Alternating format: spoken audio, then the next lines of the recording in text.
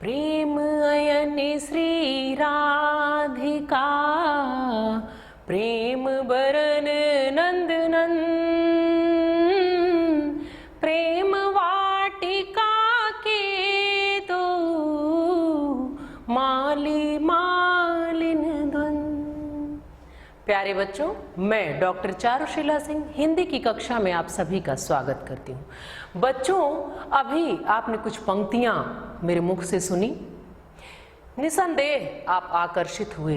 इन पंक्तियों ने आपके मन मानस को बांध लिया, आपने एक जुड़ाव महसूस किया और इन पंक्तियों को आप भी इसी तरह इसी स्वर में पिरोकर बहुत ही आसानी से ऐसे ही गुनगुना सकते हैं। ऐसा क्यों होता है? साहित्य इतिहास में जब हम पद्य को पढ़ेंगे, पद्य के इतिहास को जानेंगे, तो बहुत सारे ऐसे हमारे प्रश्न हैं, ऐसी उलझने हैं, जिज्ञासाएं हैं जिनके हल हमें मिलते हैं। क्या होता है ये पद्य और क्यों ये पंक्तियां संगीतात्मक होती हैं, रागात्मक होती हैं? इसलिए क्योंकि ये छंदबद्ध होती हैं, इसलिए आसानी से इनको हम स्वर में बांध पाते हैं और जिस तरह एक व्यक्ति पढ़ता है वैसे ही उसी स्वर में, उसी आरोह अवरोह के साथ कोई दूसरा भी गुनगुना सकता है। आज हमारे और आपके अध्ययन का यही विषय है। बच्चों, गद्य के कई पाठ आपने पढ़ लिए हैं, इतिहास भी पढ़ लिया है, लेकिन पद्य साहित्य में, काव्य में पद्य के पाठों को पढ़ने से पूर्व आइए पद्य साहित्य के इतिहास से थोड़ा परिचित हो लें। जब आप इससे परिचित हो जाएंगे तब उन पाठों को पढ़ने का आनंद कई गुना बढ़ा हुआ आप स्वयं महसूस करेंगे। आइए अविलंब चलते हैं अपने मुख्य विषय की ओर, जो आज हमारा प्रकरण है साहित्य इतिहास के अंतर्गत पद्य साहित्य का इतिहास भाग 1। आज हम एक भाग पढ़ेंगे, कुछ बातें आज जानेंगे और शेष अगली कक्षा में। सीधे सीधे बच्चों चलिए चलते हैं। आपको बता दूं, आज कुछ महत्वपूर्ण बिंदुओं पर हम चर्चा करेंगे, जैसे कविता क्या है, नाद सौंदर्य क्या होता है, ये भावात्मकता क्या होती है, रसमयता क्या होती है जो हम पद्य को अर्थात काव्य को पढ़ते हुए, सुनते हुए महसूस करते हैं। क्यों ये हमारे और आपके मन मानस को बांध लेते हैं, क्यों ये पंक्तियां संक्षिप्त होकर भी गहरे भावों की व्यंजना कर देती हैं। ऐसे बहुत सारे बिंदुओं पर हम लोग चर्चा करेंगे। आइए सीधे सीधे सबसे पहले हम चलते हैं, ये जानते हैं कि कविता क्या है। ध्यान दें बच्चों, क्योंकि अब जब आप कविता पढ़ेंगे तो आप कुछ अलग ही महसूस करेंगे, एक अलग भावभूमि सृजित होने लगेगी। बहुत आसान है, आपको घबराने की कोई आवश्यकता नहीं है। आइए चलते हैं और बहुत ही रोचक होने वाली है आज की हमारी कक्षा। ध्यान दें, कविता क्या है? एक प्रश्न है, जिज्ञासा है, एक उलझन है जिसकी सुलझन यहाँ आपके समक्ष है। आइए इन पंक्तियों में प्रवेश करें और जानें कि क्या है पद्य साहित्य का इतिहास और उसमें कैसी है हमारी कविता, क्यों ये इतनी रागात्मक है और कौन कौन सी चीज़ों का ध्यान, किन बातों का ध्यान देना होता है, क्यों ये पंक्तियां हमारे मनमानस को बांधती हैं। सीधे सीधे जाने, कविता प्रायः पद्यात्मक और छंदबद्ध होती है। जैसा मैंने अभी कक्षा की शुरुआत जिन पंक्तियों से की वो छंदबद्ध थीं, वो पद्यात्मक थीं, लेकिन आप ध्यान दें कि कविता प्रायः पद्यात्मक और छंदबद्ध होती है। जब काव्य की हम सर्जना करते हैं तो वहाँ छंदों का विशेष ध्यान दिया जाता है, चिंतन की अपेक्षा उसमें भावनाओं की प्रधानता होती है। बच्चों, गद्य के इतिहास को पढ़ते हुए आपने जाना था कि गद्य में विचारों की प्रधानता होती है, साथ ही आपने ये भी जाना था कि जो पद्य है उनमें भावनाओं की प्रधानता होती है। और आज आप पद्य पढ़ रहे हैं, देखिए सामने लिखा भी है, पुनः एक बार दोहराती हूँ, बहुत ही आसानी से ये आपके मानस में बैठ जाएंगी। बस आप एकात्म स्थापित कर लें, जुड़ाव, क्योंकि भाषा आपकी अपनी है तो इससे आप पूरी तरह परिचित हैं। बस एक व्यवस्थित क्रम में हम ये जान रहे हैं कि पद्य क्या है और इसके क्या क्या आवश्यक बिंदु हैं। कैसे ये इतनी रोचकता के साथ हमारे मनमानस में क्यों उतर जाती है, गहरे उतरती है और हमें प्रभावित करती है। कविता प्रायः पद्यात्मक और छंदबद्ध होती है। चिंतन की अपेक्षा उसमें भावनाओं की प्रधानता होती है। इसका उद्देश्य सौंदर्य की अनुभूति द्वारा आनंद की प्राप्ति कराना होता है। बच्चों देखिए, अभी जैसे जो पंक्तियां मैंने पढ़ी थी कि इसमें क्या होता है कि आनंद तो मिले, लेकिन किस तरह का, सौंदर्य की अनुभूति। उन पंक्तियों ने आपके मानस को इसीलिए बांधा क्योंकि वो आकर्षक थी, उनमें एक सौंदर्य था, उसमें एक लयात्मकता थी, एक नाद था, एक रसमयता थी। इसलिए आपने उन पंक्तियों से तुरंत जुड़ाव महसूस किया, आकर्षण महसूस किया। तो आप देखें कि इसका उद्देश्य ही क्या होता है। इसका उद्देश्य सौंदर्य की अनुभूति द्वारा आनंद की प्राप्ति कराना होता है। एक अन्य रूप में कहें तो कविता द्वारा भाषा की भी समृद्धि होती है, क्योंकि आपने पढ़ा है, आप जानते भी हैं कि जो कविता है वो क्या है, वो एक नई जो सर्जनात्मक शक्ति होती है। तो ये शब्दों की एक नई सर्जना हो जाती है जब हम पद्यात्मक ढंग से उसको कहते हैं। अपनी बात के दो माध्यम हमारे पास थे, एक गद्य है, एक पद्य है। तो जब पद्यों में हम ला देते हैं, जब काव्यात्मकता आती है, तब क्या होता है, उसमें रसमयता आती है, आलंकारिकता आती है, वो छंदबद्ध होते हैं। और इन गुणों के कारण, काव्य सौंदर्य के इन तत्वों के कारण ये पंक्तियां आकर्षक हो जाती हैं और बड़ी ही आसानी से हमारे और आपके स्मृति पटल पर अंकित हो जाती हैं, क्योंकि ये गेय हो जाती हैं। अब देखिए, लेकिन इसमें आनंद की अनुभूति तो कराते हैं, ये उद्देश्य होता है, लेकिन सौंदर्य हो, सौंदर्य की अनुभूति द्वारा आनंद आप प्राप्त करते हैं। सौंदर्य है और आनंद भी हम प्राप्त कर रहे हैं। आगे देखिए, एक अन्य रूप में कहें तो कविता द्वारा भाषा की भी समृद्धि होती है, किंतु मूलतः कविता आनंद का साधन है। ध्यान दें कि भाषा जो है वो तो समृद्ध होती है, लेकिन कविता जो है वो आनंद का साधन है। तर्क और युक्तियों का प्रयोग न कर कवि रसानुभूति का समवेत प्रभाव उत्पन्न करता है, जो मैंने अभी आपको बताया, काव्य सौंदर्य के तत्वों का प्रयोग करता है। अतः कविता में यथार्थ का यथारूप, ध्यान दे बच्चों, अतः कविता में यथार्थ का यथारूप चित्रण नहीं मिलता, वरन यथार्थ को कवि जिस रूप में देखता है अथवा जिस रूप में उससे प्रभावित होता है उसी का चित्रण करता है। बच्चों, कविता जो है वो पहले भी आपने पिछली कक्षाओं में भी पढ़ा है कि जो पद्य होता है, जो काव्य होता है, ये लिखा नहीं जाता, इसकी सर्जना होती है, ये स्वतः प्रस्फुटित होता है, ये भावनाओं का प्रस्फुटन होता है। जब भावनाएं मथ देती हैं, संवेदनाएं मथ देती हैं, तो कविता फूट पड़ती है। तो यहाँ आप देखिए कि कहा जा रहा है कि इसमें कविता में यथार्थ का यथारूप चित्रण नहीं मिलता। जिस रूप में कोई चीज है, कोई बात है, कोई वस्तु है, कोई अनुभूति है, कोई भावना है, कोई मर्म है, वैसा बिल्कुल नहीं होता कविता में।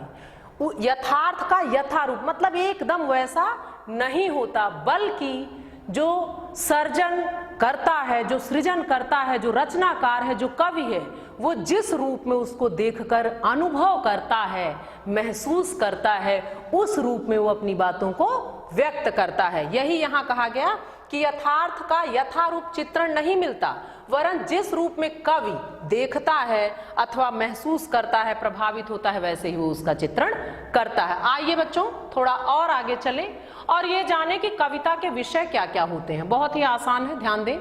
मूलतः मानव ही काव्य का विषय है। देखिए बच्चों, कवि रचते हैं, कविताएं सृजित करते हैं, लेकिन विषय क्या होता है? मूलतः तो मानव है, मानव मनोभाव है, उनके जीवन के विविध पक्ष ही कविता का विषय है। जब कवि पशु पक्षी अथवा अन्य किसी का वर्णन करता है, तब भी वह मानव भावनाओं का ही चित्रण करता है। आपने पढ़ा है पहले भी, अलंकारों के रूप में पढ़ा कि मानवीकरण। कभी कभी आप देखते हैं कि कवि प्रकृति के चित्रण को कर रहे हैं, लेकिन उन्होंने क्या कह दिया? उन्होंने प्रकृति को कैसे बना दिया? उन्होंने उसको एक मानव के रूप में देखा, मानव के क्रियाकलापों भावनाओं की तरह ही कवि जो हैं वो चित्रण कर देते हैं प्रकृति का भी। व्यक्ति और समाज के जीवन का कोई पक्ष काव्य का विषय बन सकता है, आज के कवि का ध्यान जीवन के सामान्य एवं उपेक्षित पक्ष की ओर भी गया है। बच्चों, ये कविता के विषय हैं जिसमें मुख्य रूप से मानव हैं, लेकिन आज की जो कविताएं हैं उनमें हर पक्ष पर कवियों ने अपनी दृष्टि डाली है और लेखनी खूब रमी है, खूब सर्जना उन्होंने की है। आइए और आगे चलें, देखें कविता का संगीत से क्या संबंध है। ध्यान दें, कविता छंदबद्ध रचना है, छंद उसे संगीत प्रदान करता है। छंद की लय, यति, गति, वर्णों की आवृत्ति, तुकांत, पदावली इस संगीत के प्रमुख तत्व हैं। किंतु ध्यान दें बच्चों, किंतु संगीत और काव्य के क्षेत्र अलग अलग हैं। अभी इसको स्पष्ट करती हूं।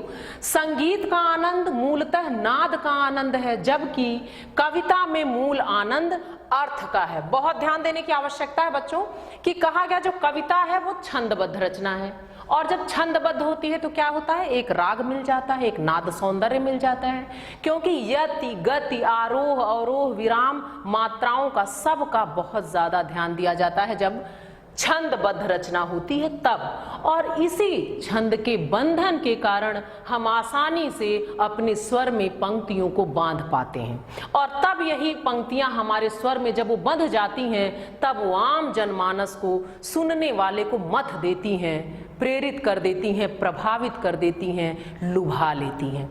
तो यहाँ देखिए क्या कहा गया कि संगीत और कविता का क्या संबंध है। दोनों के क्षेत्र अलग हैं, लेकिन संगीत का आनंद मूलतः नाद का आनंद है, जबकि कविता में मूल आनंद अर्थ का है। कविता में अर्थ को हम मुख्य लेते हैं। कविता में नाद का सौंदर्य भी अर्थ का ही अनुगामी है, कि हम कविता को पढ़ते तो हैं, स्वरों में बांधते तो हैं, लेकिन यहाँ जो नाद सौंदर्य व्यक्त होता है वो वस्तुतः अर्थ का ही अनुगामी होता है। वो अर्थ के ही अनुगामी मतलब पीछे चलना, उसको मानना, उसका अनुसरण करना। तो यहाँ जो नाद है वो भी कविता के अर्थ के लिए ही प्रयुक्त होता है। आइए, छोटे छोटे कई बिंदु हैं जो बहुत ही आसान है। सादृश्य विधान, ये क्या होता है? देखें, कविता भाव प्रधान होती है। अपने भावों को पाठक के हृदय तक पहुंचाने के लिए कवि वर्ण विषयों के समान अन्य उदाहरण प्रस्तुत करता है। जैसे हम कहते हैं कि ये बात इसके जैसी, उदाहरण में आप देख भी लें, जैसे कमल के समान नेत्र। बार बार कई बार आपने ये सुना है, पढ़ा है, जाना है और समझा है कि कमल के समान नेत्र, चंद्र के समान मुख, सिंह के समान किसी वीर पुरुष की तुलना कर दी गई। तो इसी को सादृश्य विधान या अप्रस्तुत योजना भी कहते हैं। अप्रस्तुत कि जो सामने नहीं है उससे, उस अप्रस्तुत से प्रस्तुत को जोड़ दिया गया, ये हो गया। और सादृश्य मतलब बिल्कुल उसके जैसा, वैसा दिखने वाला, सादृश्य कि उसके जैसी जो समानता हो, वो है सादृश्य विधान। और आगे चलिए, कविता में इन बातों को बार बार आप सुनते, पढ़ते और जानते आए हैं, परिचित हैं। एक संक्षिप्त चर्चा है, ध्यान दें। शब्द शक्ति, शब्द का अर्थ बोध कराने वाली शक्ति ही शब्द शक्ति है। दूसरे शब्दों में शब्द और अर्थ का संबंध ही शब्द शक्ति है। ये आप जान भी रहे हैं। कितनी होती हैं? शब्द की 3 शक्तियां हैं, अभिधा, लक्षणा और व्यंजना। अभिधा से मुख्यार्थ का बोध होता है, और जब ये बाधित होता है, अभिधा से अगर नहीं निकला तो फिर तथा मुख्यार्थ में बाधा होने पर लक्षणा का आश्रय लेना पड़ता है। अंत में व्यंजना से अर्थ निकलता है, जिसको आपने पिछली कक्षाओं में भी पढ़ा है। तो ये शब्द की 3 शक्तियां होती हैं। आइए बच्चों, थोड़ा और आगे चलते हैं, कविता के सौंदर्य तत्वों के बारे में जानते हैं। कविता के सौंदर्य तत्व, कविता के निम्नांकित सौंदर्य तत्व हैं। आइए देखें कि क्या क्या वो तत्व हैं जो कविता को सौंदर्य प्रदान करते हैं, जिसके कारण हम बंध जाते हैं पंक्तियों में, उसके भाव में उतरने लगते हैं। वो गहरे उतरकर हमें असीमित अर्थ और एक अजीब सी ऐसी कि जो अव्यक्त, क्योंकि बार बार कई बार मैंने आपको कहा कि ये जो साहित्य से मिलने वाला आनंद होता है बच्चों, इसको कहा गया है ये अव्यक्त है। ये ऐसा आनंद है जिसको वही व्यक्ति महसूस कर सकता है जो साहित्य के सागर में उतरा, जो इन पंक्तियों में रमा, जिसने कविता को पढ़ा, जिसने उसका रसास्वादन किया, जिसने उसका आस्वादन किया, वही व्यक्ति ये समझ सकता है कि काव्य से जो मिलने वाला आनंद है वो कैसा है, कितना अनुपम है।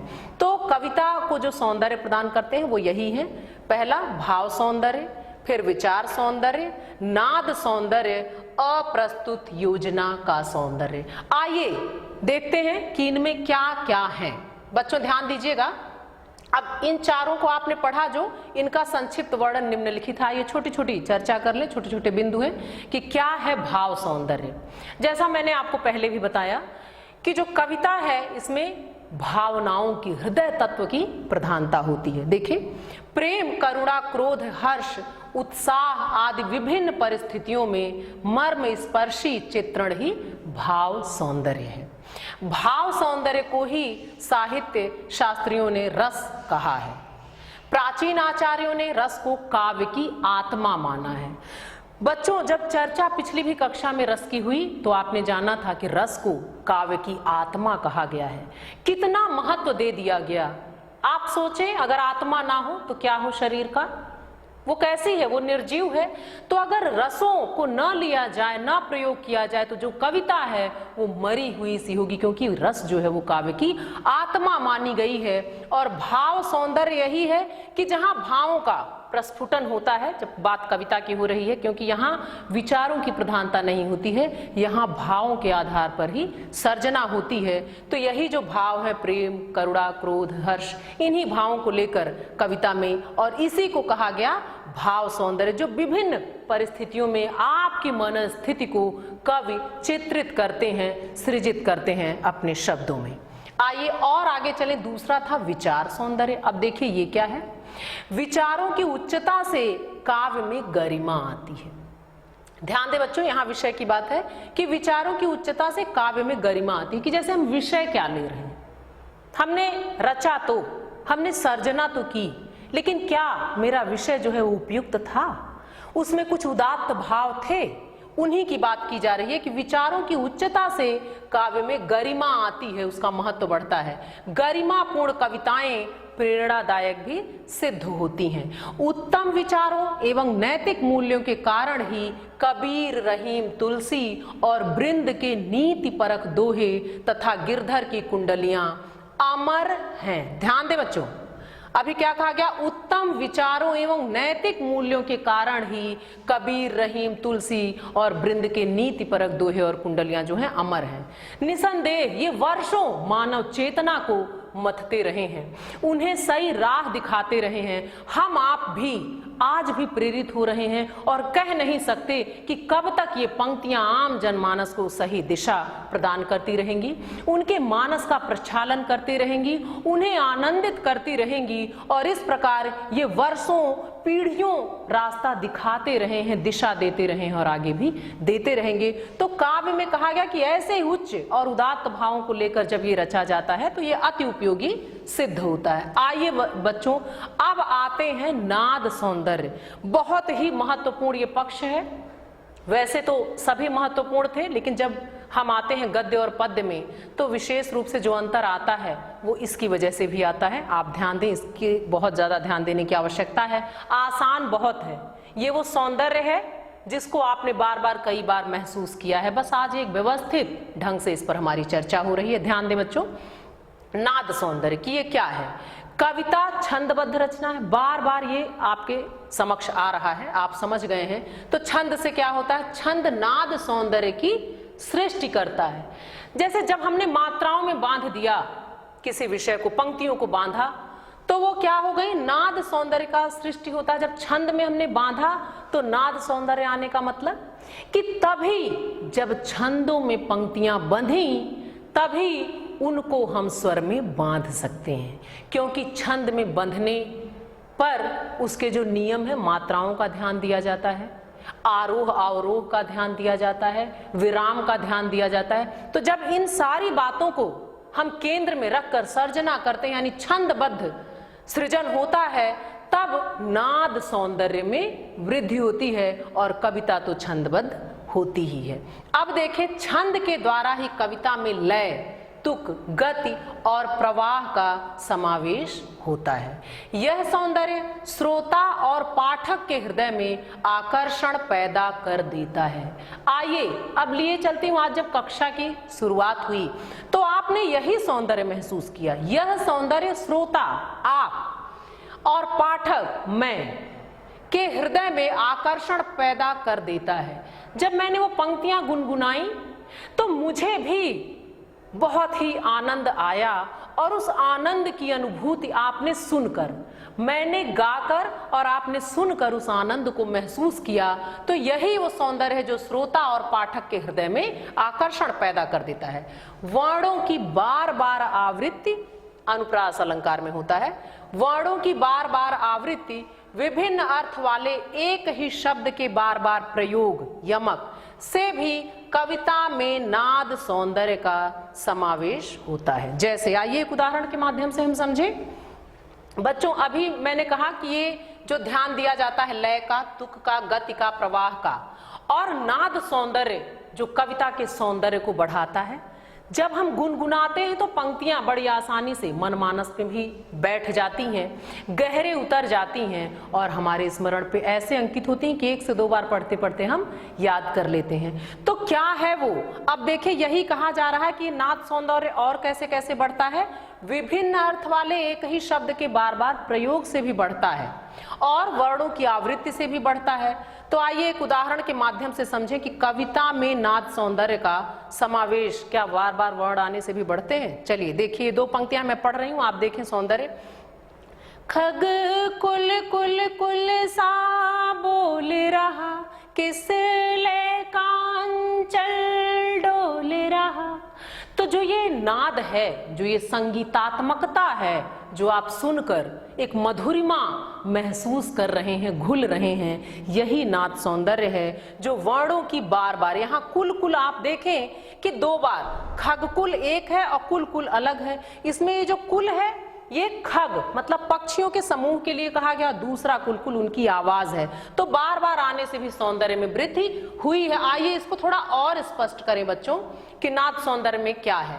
बिहारी के निम्नांकित दोहे में वायु रूपी कुंजर की चाल का वर्णन है। शब्दों की ध्वनि में हाथी के घंटे की ध्वनि भी सुनाई पड़ती है। कवि की शब्द योजना में चित्र साकार हो उठा है। क्या है देखें, रनित भृंग घंटावली, झरित दान मधुनी, मंद मंद आवतु चल्यो, कुंजर कुंज समीर। बच्चों, आपने आकर्षण महसूस किया। ये नाद सौंदर्य तरह तरह से आता है, वो सब बताया जा रहा है। आइए एक और उदाहरण के माध्यम से समझाती हूं। ये जो पंक्तियां, इन पंक्तियों में नदी का कलकल निनाद मुखरित हो उठा है। पदों की आवृत्ति से भी नाद सौंदर्य में वृद्धि होती है, लेकिन कैसे जाने? आइए एक उदाहरण के माध्यम से समझें कि क्या अभी आपने सुना, समझा कि जब बार बार शब्दों की, वर्णों की आवृत्ति हुई तो भी सौंदर्य बढ़ा, नाद सौंदर्य। और अब यहाँ कहा जा रहा है पदों की आवृत्ति से भी। तो चलिए देखते हैं कैसे। हमको लिख्यो है कहाँ, हमको लिख्यो है कहाँ, हमको लिख्यो है कहाँ, कहने सबे लगी। एक आकर्षण हमने यहाँ भी महसूस किया। तो इस प्रकार हमने जाना कि कैसे नाद सौंदर्य में वृद्धि होती है। आइए अप्रस्तुत योजना के सौंदर्य के भी बारे में जान लें। संक्षिप्त चर्चा। कवि विभिन्न दृश्यों, रूपों तथा तथ्यों को मर्म स्पर्शी एवं हृदयग्राही बनाने के लिए अप्रस्तुतों का सहारा लेते हैं। अप्रस्तुत योजना में यह आवश्यक है कि उपमेय के लिए जिस उपमान की और प्रस्तुत के लिए जिस अप्रस्तुत की योजना की जाए उसमें सादृश्य अवश्य हो। सादृश्य मतलब समानता। हम तुलना कर रहे हैं, हम बता रहे हैं, किसी को कह रहे हैं उसके जैसा है, तो समानता होगी तो ही हम कहेंगे कि इसके जैसा वो है। आइए इस चीज को स्पष्ट करें एक उदाहरण के माध्यम से। इसमें देखिए, अग्रलिखित पंक्तियों में सादृश्य द्वारा श्रद्धा के सहज सौंदर्य का चित्रण किया गया है। मेघों के बीच जैसे बिजली तड़क कर चमक पैदा कर देती है, वैसे ही नीले वस्त्रों से घिरी श्रद्धा का सौंदर्य देखने वाले के मन पर प्रभाव डालता है। मैं पाठ कर रही हूँ और आप सुनिए। नील परिधान बीच सुकुमार, खुल रहा मृदुल अध खुला अंग, खिला हो ज्यों बिजली का फूल, मेघ बन बीच गुलाबी रंग। अब आपने महसूस किया बच्चों कि ये सौंदर्य कैसा है। आइए और आगे चलते हैं। काव्यास्वादन, जो आप बार बार कविता को पढ़ना, उसमें उतरना और उसका आनंद प्राप्त करना, ये है काव्य का आस्वादन, उसको चखना। आस्वादन मतलब होता है किसी चीज को चखना। तो काव्य को कैसे चखें, उसका आनंद कैसे लें, उसका आस्वादन कैसे करें, उसके कुछ नियम हैं, संक्षिप्त चर्चा कर लेते हैं। कविता का आस्वादन उसके अर्थ ग्रहण में है। बच्चों, सिर्फ पढ़ लेने से, संगीतों में बंध जाने से उसका सौंदर्य नहीं है। वो सौंदर्य तो अर्थ ग्रहण में है। और वो कैसे मिलता है, ध्यान दें, कविता का आस्वादन उसके अर्थ ग्रहण में है। इसलिए पहले शब्दों का मुख्य अर्थ समझना आवश्यक है, ये बहुत ही जरूरी है। कविता के जिन तत्वों का उल्लेख किया गया है, अभी आपने जो पढ़ा, कविता के जिन तत्वों के बारे में आपने, भाव की बात कही गई, नाद की बात कही गई, सादृश्य की बात की गई, अप्रस्तुत योजना की बात, उन सारी चीजों को कहा जा रहा है कि कविता के जिन तत्वों का उल्लेख किया गया है, उनके संदर्भ में कविता के आस्वादन का प्रयास करना चाहिए कि ये सारी चीजें आनी चाहिए। और वो कैसे आएगा? काव्यास्वादन के लिए कविता को बार बार मुखर रूप से पढ़ना आवश्यक है।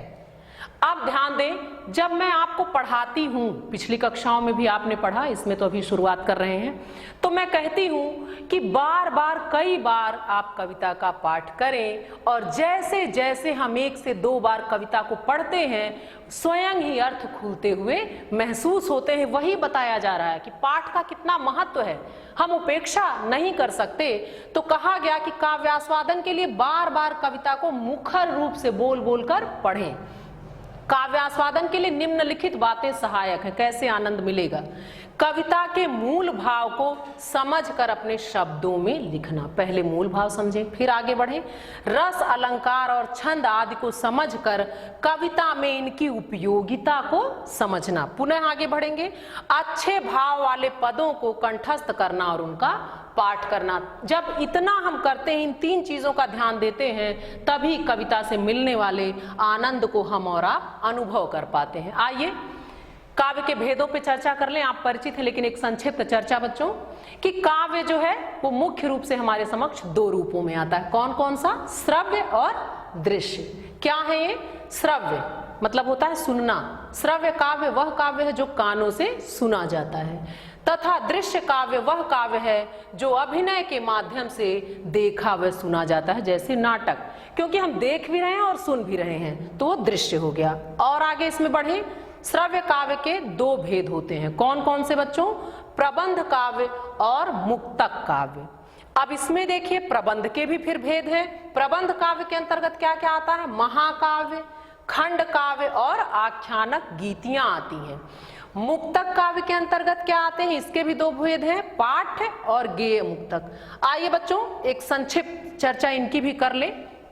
काव्य के जो ये भेद हैं, इन सभी भेदों का एक संक्षिप्त यहाँ चर्चा कर ले। महाकाव्य क्या होता है?